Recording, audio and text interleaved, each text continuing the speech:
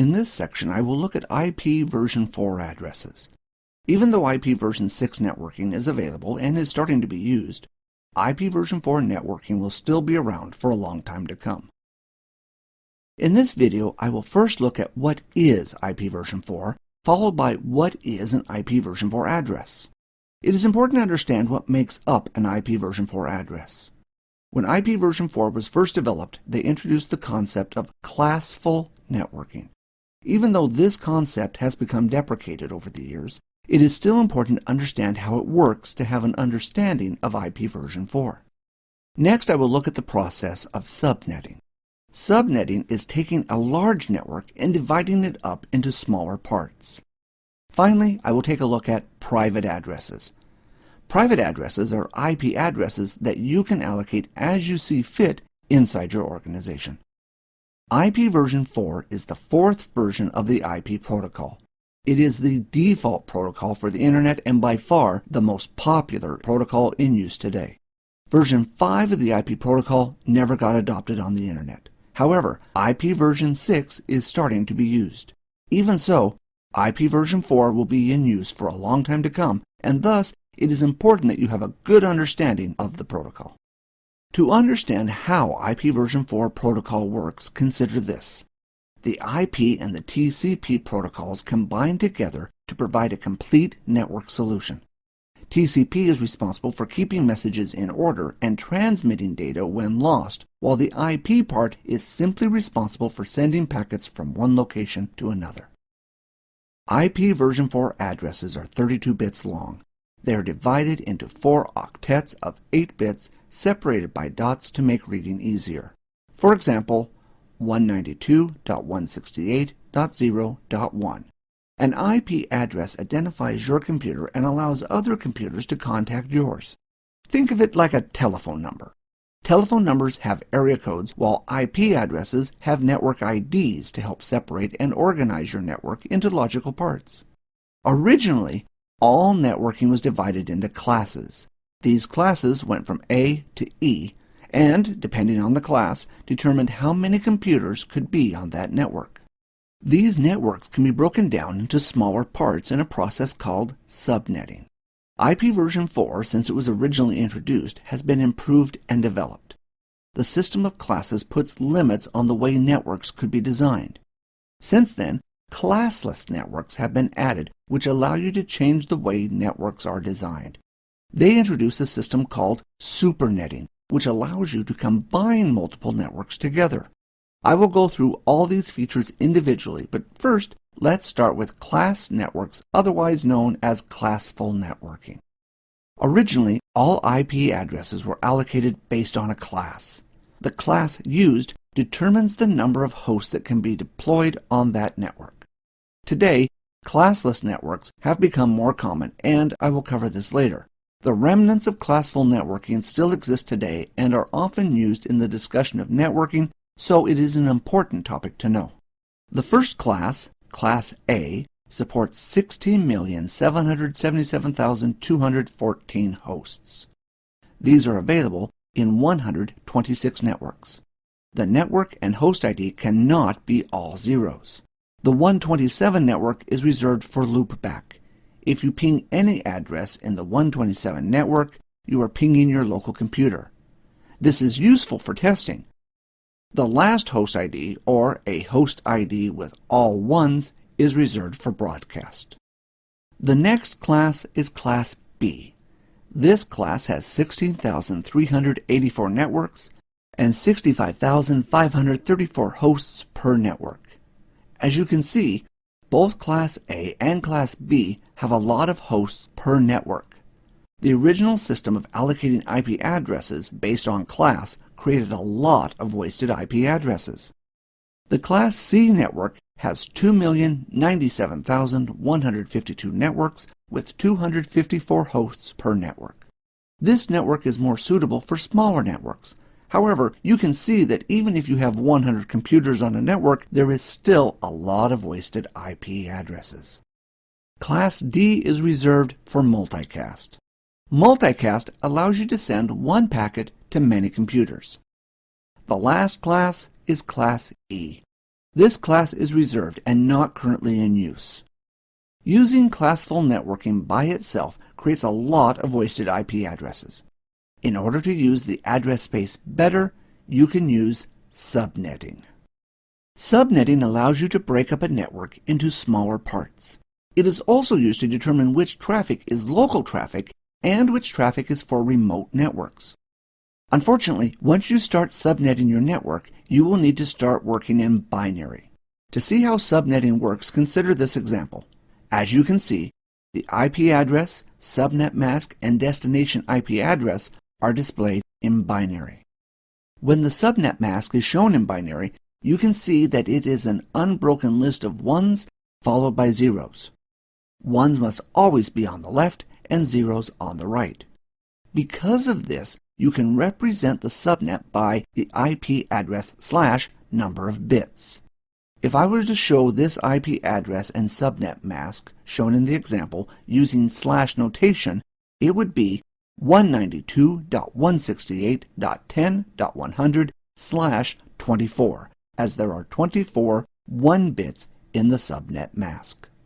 The subnet mask is used to determine if the traffic is for a remote network or the local network. To do this, the bits from the IP address and the destination address are compared, but only with reference to the subnet mask. In this example, the subnet mask is 24 bits, so the first 24 bits of the IP address and the destination IP address are compared. If they match, which in this case they do, the packet is sent to the local network. Now, you may be thinking, I could just look at the first 3 octets of the IP address and the destination IP address to see if they match. The answer is that you could do this in this case because the subnet mask is a simple one. If I were to change the subnet mask as follows, the subnet is no longer as simple to work out.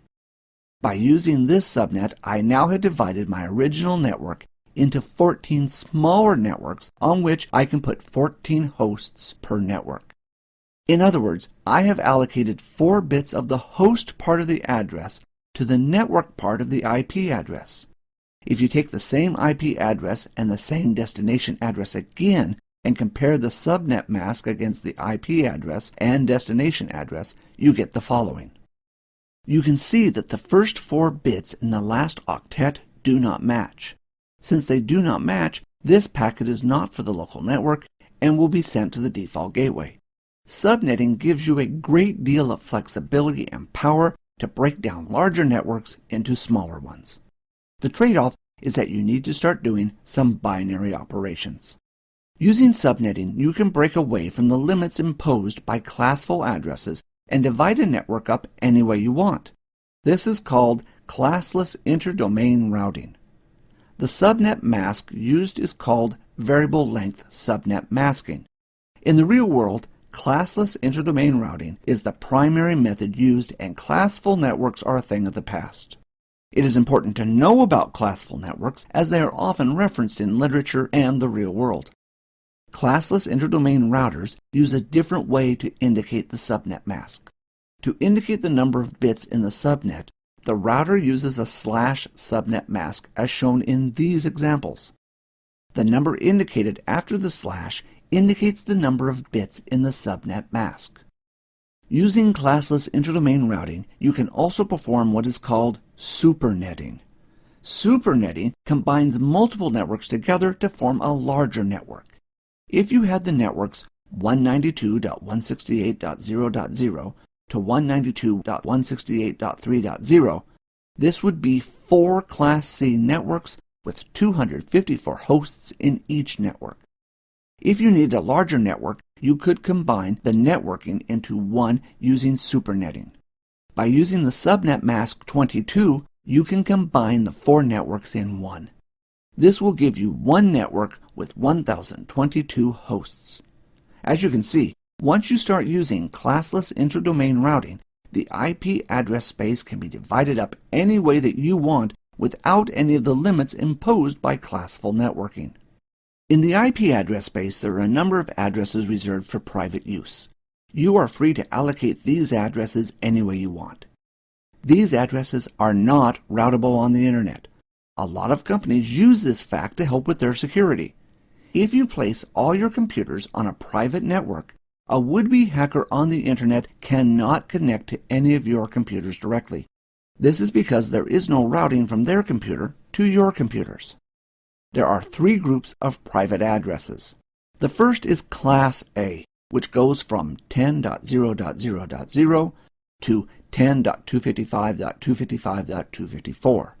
The next is Class B, from 172.16.0.0 to 172.31.255.254. And lastly, Class C, 192.168.0.0 to 192.168.255.254. You are free to use all these addresses any way that you want and route them in your organization any way that you want.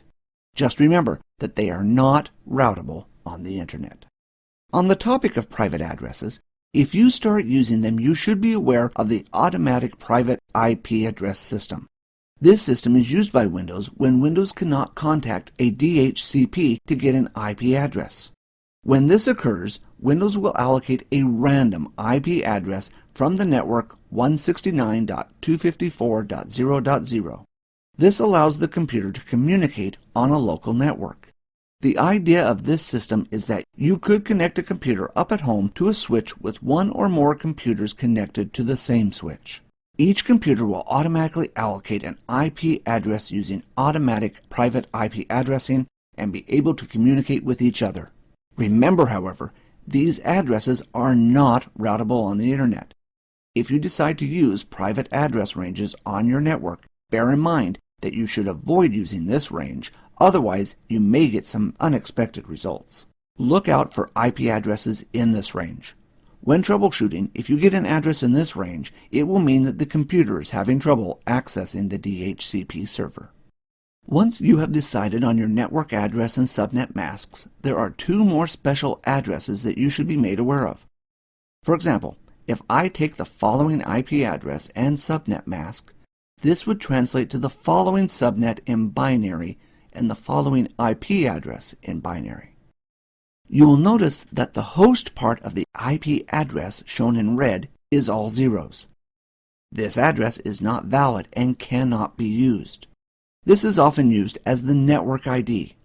The other address that is not valid is when the host part of the IP address is all ones.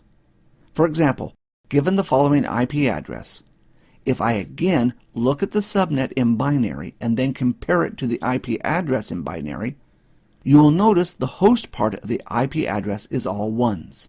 This kind of IP address is used for broadcast. If you want to send data to all computers on a network, send it to this address. It is also possible to send a broadcast from another network to this address.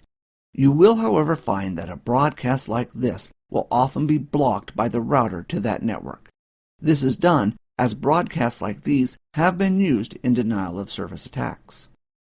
When working out the subnets for your network and how many hosts you will have, the usable amount of IP addresses can be worked out using the formula 2 to the power of host bits minus 2.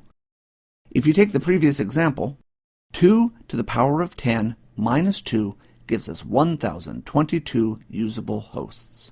When dividing your networks into smaller parts using subnetting, make sure you factor in some growth for your network.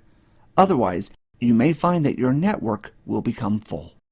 Remember, with IPv4, even though it has been around since the 70s, it has been developed and improved since then and will be around for a long time to come. It is costly for a company to change its networking over to IPv6, and without a driving need, a lot of people will stay on IPv4 for a long time to come. Also, a lot of network equipment, even though support for IPv6 is growing, still only supports IPv4. If you are planning to use private addresses, remember that they are not routable on the internet. Lastly, when setting up your network plan for growth, networks can often expand a lot larger than how they were originally envisioned. You may think you have enough space now, but think about if your company decided to give everyone an IP-based phone or had a major expansion. In short, IPv4 is not here to stay, but will be here for a long time so it is worth the time to learn.